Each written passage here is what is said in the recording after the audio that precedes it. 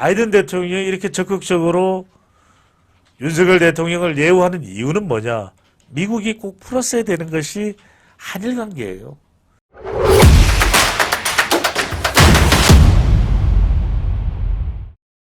자, 또 계속해서 우리 헤드라인 올려주시죠. 미국은 한국의 핵우산 제공을 문서화했다는 겁니다. 이게 중요한 겁니다, 여러분들. 모든 것은 문서가 있어야 됩니다. 문서가 있어도 지켜질까 말까 한 것이 국제사회의 힘의 논리인데, 미국, 한국, 한미 70주년의 역사적인 의미를 되새기면서 핵우산 문서가 발표가 될 예정입니다. 백악관은 한일 관계 개선은 전 세계, 그러니까 한일 간의 관계 개선에 대해서도 백악관도 입장을 표명했습니다. 전 세계의 선한 영향이죠.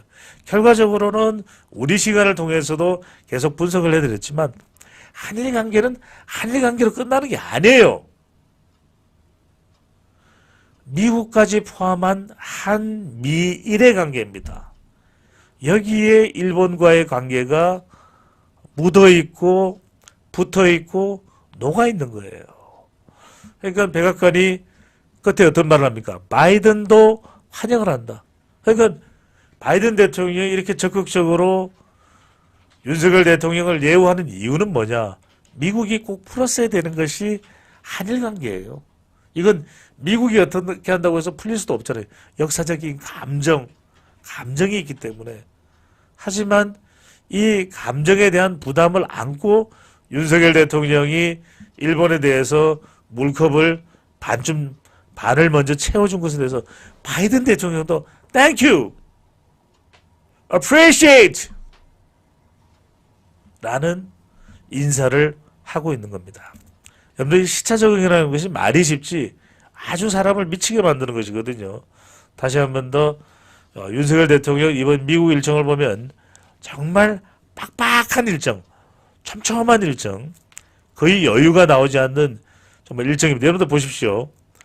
이게 한 지역에 가서 많은 사람들을 만나고 악수하고 이게 보통 힘든 일이 아니에요. 물론 대통령이라면 해야 되겠죠. 자, 25일 도착을 했죠. 지금 25일 워싱턴 현지 시각입니다. 비즈니스 라운드 테이블이 있죠. 바로 그 대통령이 앉았던 그 대통령 자리에서 왼쪽에는 또 김병준, 정경련 회장이 또 자리를 잡고 있으면서 투자 유치, 미국을 비롯한 미국에 또 기업을 두고 있는 그 해외 자본의 이 투자 유치를 위해서 영업사원 1호 윤석열 대통령이 맹렬하게 뛰고 있는 모습을 확인할 수가 있습니다. 자, 보시면 알겠지만 이 일정상 공식적인 행사는 미국 현지 시각으로 26일입니다. 백악관 공식 환영식 및 바이든 대통령과 한미 정상회담이 있고요. 27일도 일정을 한번 보십시오. 미 상하원 합동의회 연설. 일단은 이게 캐피털 힐까지 또 가서 대통령의 행사에 참여하죠. 카멜라 해리스 부통령 내외 주최 국빈 오찬이 있습니다.